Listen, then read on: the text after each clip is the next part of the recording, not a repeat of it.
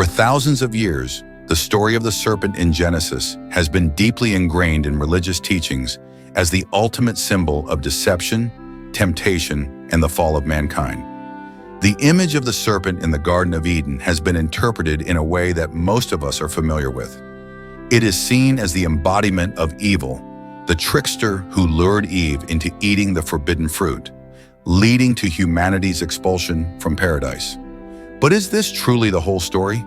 If we strip away centuries of theological interpretation and return to the original Hebrew text, if we delve into the historical and cultural context of the time, we will uncover a completely different perspective, one that challenges everything we've been told about the serpent in Genesis.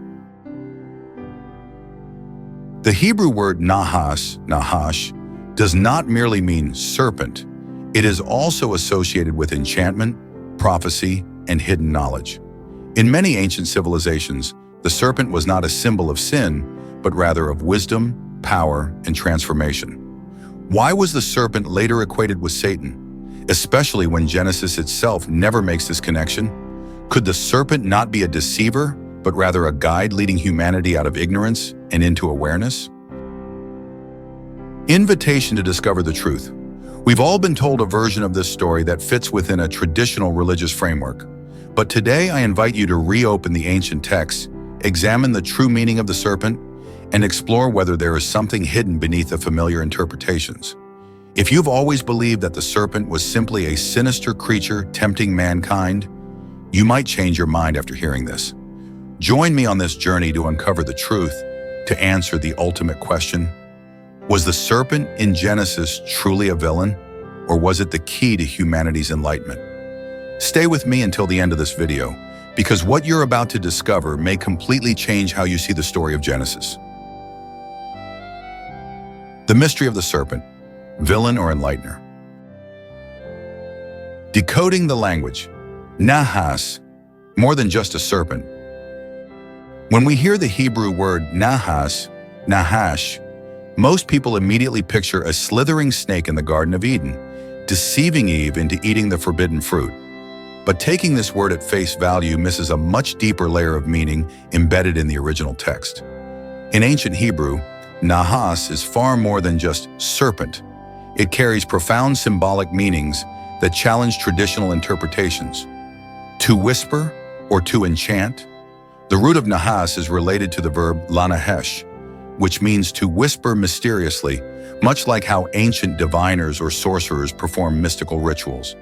This suggests that the serpent in Genesis may not have been just an ordinary creature, but a sentient entity with intelligence, capable of speech and of conveying profound knowledge. Alchemy and transformation. Another interpretation of Nahas is linked to refinement and creation, particularly in alchemy and metallurgy. In ancient civilizations, alchemy was not merely about melting metals, but symbolized the process of transformation from raw material to something perfected. If we apply this meaning to Genesis, the serpent could be seen as a catalyst for humanity's transformation, from innocence to awareness, prophecy, and the ability to see hidden truths. In many Hebrew texts, Nahas is also used to describe those with the gift of foresight or divine wisdom. Could it be that the serpent in Genesis was not just a deceiver, but an entity revealing a profound truth that humanity was not yet ready to accept? So what was the serpent really? The truth is, the Hebrew word Nahas does not simply refer to a physical snake. It is deeply intertwined with transformation, knowledge, and even enlightenment. If the serpent was merely a deceiver, why would it be linguistically connected to prophecy and wisdom? This leads us to an essential question. Was the serpent in Genesis truly just an animal? Or was it a symbol of something far greater, a force bringing forbidden knowledge to humanity? The role of serpents in ancient civilizations. Before delving into the story of the serpent in Genesis, we must first recognize an important truth. Serpents have not always been symbols of evil. In fact, in many ancient civilizations, serpents represented power, wisdom, protection, and even rebirth.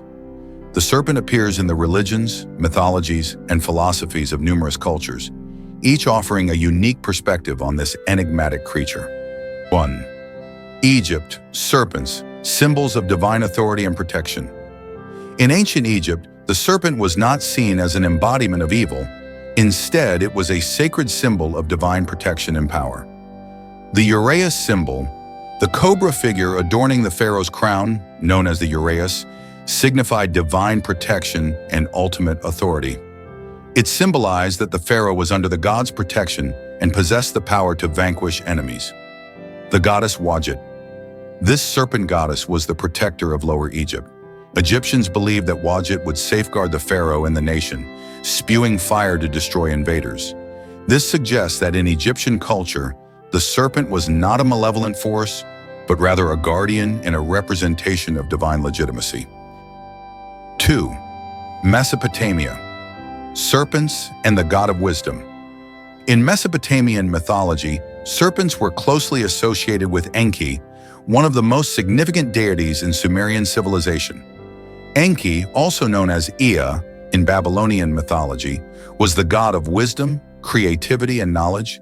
He was often depicted with flowing water from his shoulders and serpents intertwined around him. Enki was known as the god who gifted knowledge to humanity, teaching them agriculture, construction, and the development of civilization. According to legend, Enki revealed the universe's secrets to mankind, which displeased other gods. The connection between serpents and wisdom in Mesopotamian mythology bears a striking resemblance to the Genesis narrative. Could it be that the serpent was not a deceiver, but instead a being that brought knowledge to humankind, much like Enki? 3. Greece. Serpents as guardians of knowledge. In Greek mythology, serpents were not only feared creatures, but also played the role of guardians of sacred knowledge and celestial treasures. The Hesperides and the golden apples. In Greek legends, there existed a mythical garden called the Garden of the Hesperides, where golden apples that granted immortality were kept under the watchful eye of a serpent-like dragon named Ladon. This closely mirrors the forbidden fruit in Eden, where a serpent also plays a role in guarding or leading the way to forbidden knowledge. The story of Prometheus. Prometheus was the god who stole fire from the heavens and gave it to mankind, granting them knowledge and independence. For this act, he was severely punished by Zeus. This story reflects a familiar theme. Knowledge is power, but it comes with consequences, a theme strongly echoed in Adam and Eve's punishment after eating the forbidden fruit. These myths demonstrate that in many cultures, serpents were not merely deceivers, but also protectors of wisdom and catalysts for human development. So, was the serpent in Genesis truly evil? When we compare Genesis to other ancient civilizations, we find an intriguing pattern. In Egypt, serpents protected kings. In Mesopotamia, serpents symbolized wisdom and creativity. In Greece, serpents guarded sacred knowledge. Why then was the serpent in Genesis uniquely cast as a symbol of betrayal and sin? Could it be that the image of the serpent in the Bible was reinterpreted to serve a specific theological purpose? If we look at it objectively, perhaps the serpent was not an enemy, but rather a being that brought knowledge and awareness to humankind. An idea once celebrated in other civilizations, but later demonized in traditional theology. So should we see the serpent as a villain or an enlightener? The answer may not be as simple as we've always been told. English version, villain or enlightener. A different perspective on the serpent in Genesis.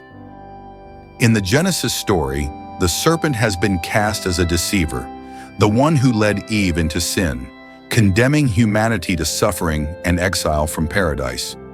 But if we look closely at how the serpent interacts with Eve, we may see a completely different perspective, one that challenges everything we've been told. 1. Did the serpent really force Eve? The first thing to note is that the serpent never forced Eve to eat the forbidden fruit. It did not command, threaten, or coerce her. Instead, it simply asked a question. Did God really say you must not eat from any tree in the garden? This is a completely different approach from that of a deceiver. Instead of lying or using force, the serpent stimulated Eve's curiosity, making her question a rule she had been following without questioning its purpose. In many philosophical traditions, truth is not found through blind obedience, but through questioning and understanding. Could it be that the serpent was acting not as a deceiver, but as a guide to deeper awareness? 2. Did the serpent really lie? If the serpent was truly evil, why did it speak the truth? It never said Eve must eat the fruit.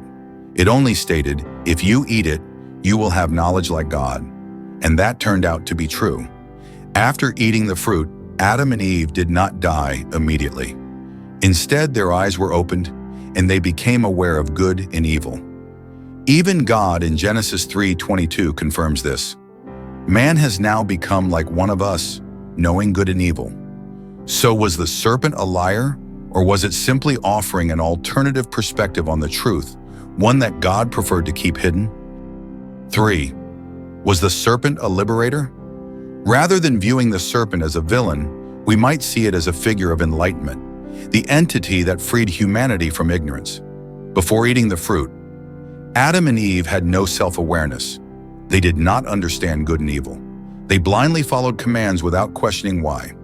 After eating the fruit, they became conscious of themselves. They understood morality. They moved from naivety to intellectual independence.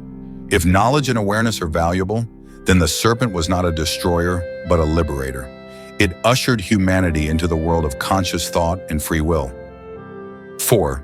The serpent and the true meaning of goodness. Ultimately, how we see the serpent depends on how we value knowledge and obedience. If you believe blind obedience is virtuous, then the serpent is a villain. But if you believe truth, awareness, and free thinking are virtues, then the serpent is a symbol of enlightenment. So was the serpent in Genesis truly evil? Or was it, in fact, a symbol of intellectual liberation, bringing humanity into a new era of consciousness and self-awareness? Folklore and modern reality. When knowledge is tested, human history is filled with stories of individuals who dared to challenge the system, seek knowledge, and in return, were persecuted or deemed dangerous. The story of the serpent in Genesis can be seen as yet another variation of this timeless theme. Knowledge is always tested. To understand this concept better, let's explore a Japanese folktale and compare it with a modern-day historical figure. Japanese folklore, Orochi and the Sword of Knowledge. In Japanese mythology, there is a famous legend about the giant serpent Yamata no Orochi and the brave deity Susanoo. According to the myth, Yamata no Orochi was a fearsome 8-headed serpent that demanded a young maiden as a sacrifice every year from a local village. One day, the storm god Susanoo decided to fight Orochi and rescue a girl from its grasp. After an intense battle, Susanoo defeated the serpent and discovered a divine sword hidden within its tail. This sword, Kusanagi no Tsurugi, became one of the 3 imperial treasures of Japan. It symbolized wisdom, power, and divine authority. What does this story tell us? At first glance, Orochi appears to be a monstrous villain, but within it lay a treasure of knowledge and power. If Susanoo had not confronted his fear, the treasure would have remained hidden forever. This is very similar to the story of the serpent in Genesis. Not an enemy, but a test, a guardian of knowledge that only those who seek truth can access. Modern reality, Galileo Galilei. Punished for knowledge. Looking at more recent history, one of the clearest examples of knowledge being persecuted is Galileo Galilei, the Italian astronomer. In the 17th century, Galileo proposed that the Earth revolved around the sun, contradicting the Church's doctrine that the Earth was the center of the universe. What happened next? He was forced by the Catholic Church to renounce his discoveries. He was placed under house arrest for the rest of his life, simply for revealing a truth that was not yet accepted. Yet science later proved that Galileo was right, and today he is honored as one of the greatest scientists in history. How is this different from the story of the serpent? Both Galileo and the serpent revealed truths that humanity was not ready to accept. Both were seen as enemies because they challenged an existing system. But in the end, what they revealed was not deception, but an advancement of human understanding. The lesson from these stories: knowledge must overcome resistance. Whether in Japanese folklore or modern scientific history, the message remains the same. Knowledge is often hidden. Those who seek it will face resistance, but those who persevere push humanity forward. So when we reconsider the serpent in Genesis, we must ask, was the serpent truly a deceiver, or was it merely a gatekeeper of knowledge? Like Yamada no Orochi, like Galileo, like so many others in history. If we can learn anything from these stories, perhaps it is this: knowledge is never a sin, only the fear of knowledge is. Knowledge is power, but also a responsibility. Through the story of the serpent in Genesis, we see that knowledge is not just a tool, but also a great challenge. It can liberate humanity from ignorance, but if misused, it can also lead to catastrophic consequences. In the modern world, where technology is advancing at an unprecedented rate and information is everywhere, the lesson of responsibility alongside knowledge has become more critical than ever. Let's examine some profound lessons from history and modern civilization to understand how humanity has wielded knowledge, both positively and negatively, and what this means for younger generations. 1. Knowledge empowers, but it can also be a weapon. History has shown us that when used wisely, knowledge can transform the world for the better. However, if exploited irresponsibly, it can become a destructive force. Positive example: medical advancements and great inventions. Thanks to scientific knowledge, humanity has created vaccines, antibiotics, and medical treatments that have saved millions of lives. Innovations in medical technology, such as CRISPR gene editing and AI-driven diagnostics, have helped humans fight and prevent life-threatening diseases. Scientists like Jonas Salk, who developed the polio vaccine, refused to patent his discovery so that it could be freely available to the world and save countless children's lives. Lesson for the younger generation: use knowledge to contribute to society rather than for personal gain. Knowledge is most valuable when it is used to benefit humanity. Negative example: atomic bombs and the dark side of knowledge. During World War II, Albert Einstein and other brilliant scientists contributed to the development of the atomic bomb, which later devastated Hiroshima and Nagasaki, killing hundreds of thousands of people. Einstein deeply regretted that his discoveries had been used for destruction, and he spent much of his later life advocating for peace. Modern AI, deepfake technology, and cyber warfare also raise serious concerns. Is knowledge being used to manipulate the truth and harm society? Lesson for the younger generation: not all knowledge should be applied without ethical consideration. Think about the consequences before using what you know. Intelligence alone cannot replace morality. 2. Knowledge requires critical thinking and ethical responsibility. In the era of the internet and AI, humanity has access to unlimited information. However, there is a serious problem. Not all information is reliable. Example: fake news and media manipulation. On social media, fake news spreads faster than the truth. AI algorithms even generate fake stories and deepfake videos, making people susceptible to misinformation. Younger generations today are at risk of being manipulated by false information if they do not develop critical thinking skills.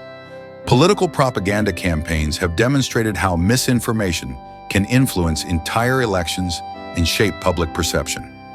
Lesson for the younger generation: don't believe everything you see online. Learn to analyze sources, verify facts, and question before accepting anything as the truth. Example: ethical leaders versus those who manipulate knowledge. Nelson Mandela used his knowledge of politics and law to fight for freedom and equality in South Africa, ultimately ending apartheid.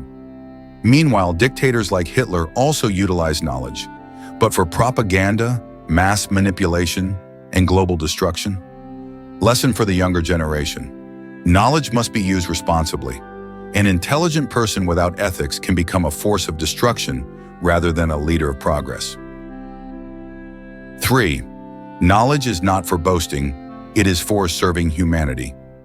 One of the biggest mistakes people make is using knowledge to appear superior, rather than utilizing it to help society. Example: humble scientists versus those who exploit knowledge. Marie Curie, a brilliant scientist, dedicated her life to radioactivity research and never sought personal profit from her discoveries. She refused to patent her work because she wanted knowledge to be accessible to all for the betterment of society. In contrast, many modern tech corporations keep their inventions hidden or restricted for commercial gain, rather than using them to improve the world. Lesson for the younger generation: Don't pursue knowledge just to impress others. Seek it to make a difference. A truly intelligent person is not the one with the most degrees, but the one who knows how to use their knowledge to create real value for society. Conclusion. Knowledge is power. But will you be a guide or a destroyer? The story of the serpent in Genesis teaches us that knowledge can be a blessing, but it can also be a curse, depending entirely on how it is used. If knowledge is used wisely, it can cure diseases, end wars, and lead humanity to a brighter future. If knowledge is misused, it can destroy civilizations, incite wars, and strip people of their freedom. So what will the younger generation choose? Will they use knowledge to enlighten, like Marie Curie or Nelson Mandela? Or will they exploit knowledge for personal power, like corrupt dictators and unethical corporations? Knowledge is power, but our responsibility is to ensure that it is not misused. A society only truly progresses when knowledge is placed in the hands of those who have both wisdom and morality. The story of the serpent in Genesis is just one of many religious mysteries that have been interpreted in different ways throughout history. But what truly matters is not simply accepting one perspective, but daring to question, reflect, and seek the truth in your own way. A&O Productions channel sincerely thanks you for your support. We will continue to bring fresh perspectives on religious mysteries, helping you explore the spiritual world in a deeper and more multidimensional way. If you found this video insightful, don't forget to like, share, and subscribe so you won't miss our upcoming content.